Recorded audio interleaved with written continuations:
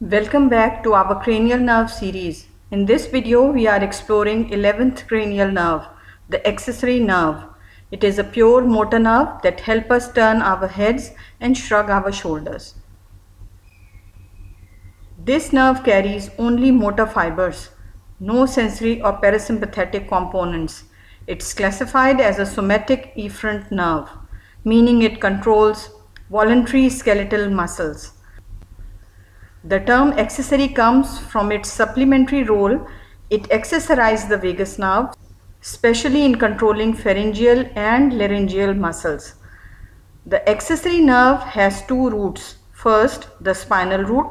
The main component arises from the anterior horn of the spinal cord, specifically from C1 to C5 or C6.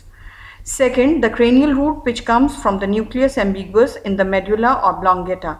However, many experts now consider it functionally part of the vagus nerve, not truly accessory. Let's follow the pathway. The spinal root enters the skull via the foramen magnum. It briefly unites with the cranial root in the posterior cranial fossa. Both roots exit the skull via the jugular foramen. Outside the skull, the cranial root joins the vagus nerve. The spinal root continues downward as the true accessory nerve, heading to innervate the sternocleidomastoid and trapezius muscles. Functionally, the accessory nerve powers two major muscles through the spinal root.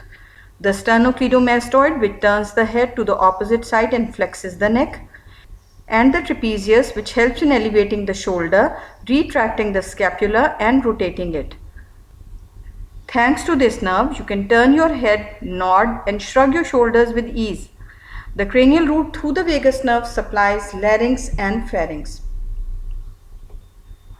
Damage to the accessory nerve can result in accessory nerve palsy, presenting with weakness in shoulder elevation, difficulty turning the head to the opposite side, a visible shoulder droop, sometimes scapular winging, especially when pushing against resistance, and if left untreated, muscle atrophy over time.